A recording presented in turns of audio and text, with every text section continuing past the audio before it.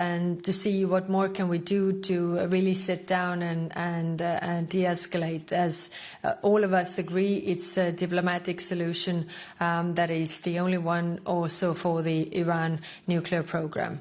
Thank you.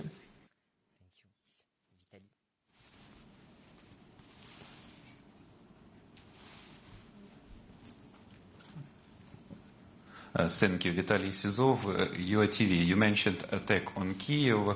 At this background, what do you think about idea to engage with Russia to mediate this conflict? And is it idea of decrease the price cap on oil actual, because the situation is influence the market of oil and the price is higher than it was before? Thank you. Thank you. Clearly, Russia is not anybody, or Mr. Putin or President Putin is not somebody who can talk about peace. Well, we see actions like this, and he's not a mediator that can really be considered. And we have to keep in mind that Iran has helped Russia to do these attacks also against Ukraine, and their cooperation is working in this regard. So no, Russia cannot be mediator if they don't really believe in peace.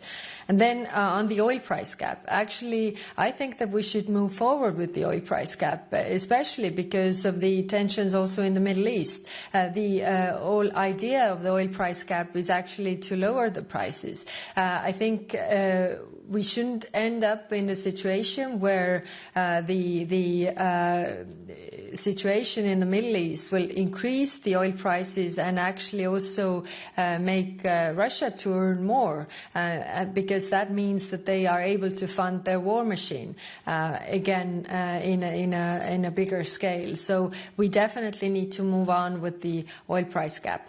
Thank you. Thank you. Noureddin. Fridi Al-Arabiya.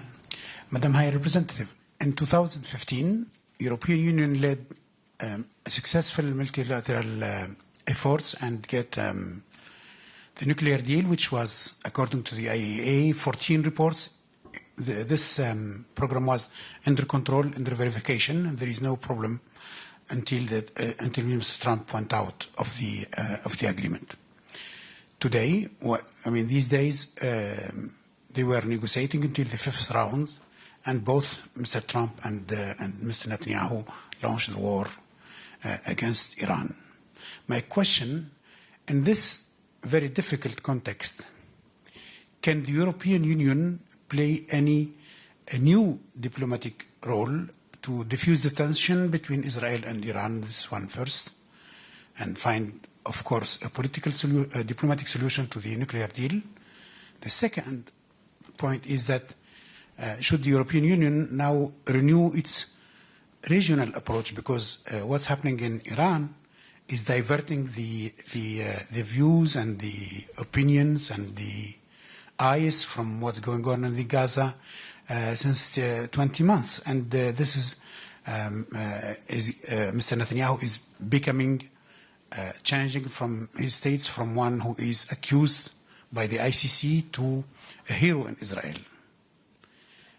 So again, in one word, my question, should the European Union develop a holistic approach, a new approach, which should deal with both the nuclear and the problem of the Middle East peace process? Thank you. Thank you. Yes, the European Union can play and will play its part in reaching a diplomatic solution.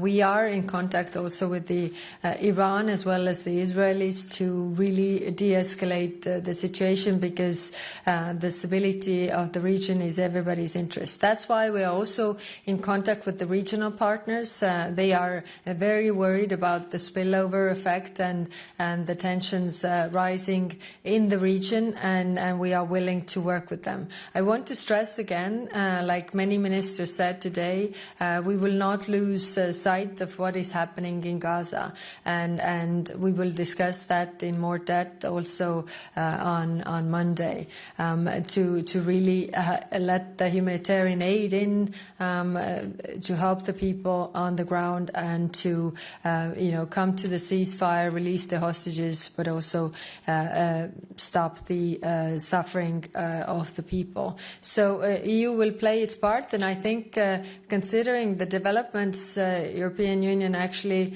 has a bigger role now that Iran and US talks have been hindered. Thank you. Stefan. Yes, Stefan Israel, Europe Table. Isn't the EU sending in a way mixed signals, or showing also its division when we have on the one hand the Commission President insisting on Israel's right to self-defense, looking at Iran, and then secondly, was the association agreement revision a topic today, and can you tell us where you are with this revision? Thank you. Yes. Thank you. Of course, we are 27 different member states, and we sometimes have different views. But also today we had clear agreement that we support the diplomatic efforts to get to the point where Iran can't have a nuclear bomb, and these bringing down the tensions is important. When it comes to the association agreement, the Article 2 review, then it's ongoing, and this will be discussed on Monday, so we didn't discuss it today. Thank you. Jorge. Hello, Jorge Liboreiro with Euronews. High Representative, I want to ask you about two things that Donald Trump said in the recent hours. First, he said that he wants a real deal with Iran giving up entirely its nuclear program. Do you agree with this assessment that Iran should also give up its nuclear program for civilian purposes? And second, Donald Trump, he suggested that the U.S. could get involved in the conflict. Do you see America's potential involvement as a positive or negative step in the de-escalation? Thank you. Thank you. Of course, United States will speak for itself when it comes to their steps. And we have had the discussions with Iran regarding the nuclear program. I think this is up to the negotiations, really. It is clear that everybody agrees that Iran can't have a nuclear bomb, and that is our end goal. But, of course, there is a difference with understanding whether it's also, nuclear totally out of the question also for peaceful or civil purposes, which Iran is not agreeing to right now.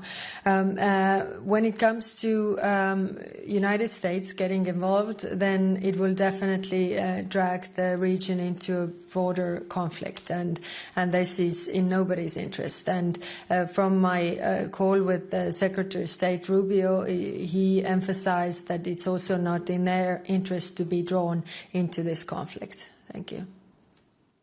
Thank you. We will take a last question. Susanna over there.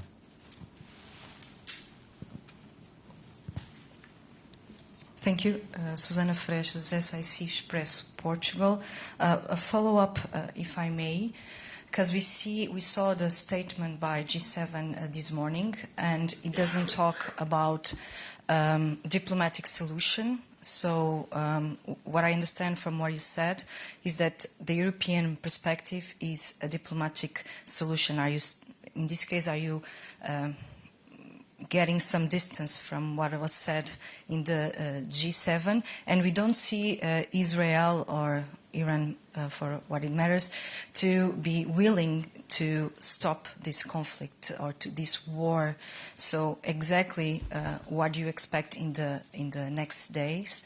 And if you think that what Israel did, this first attack, was justified. And still, if I may, a follow-up question regarding Monday: should we expect concrete measures from your side, concrete proposals, in order to make to put pressure on Israel in order to allow the humanitarian aid to enter into Gaza? Thank you.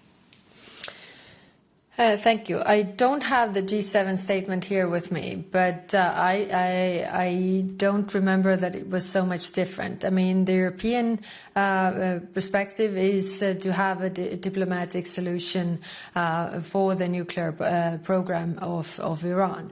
The initial JCPOA, like it was mentioned in 2015, addressed exactly that. And of course, it was regrettable that the U.S. withdrew from this agreement at one point.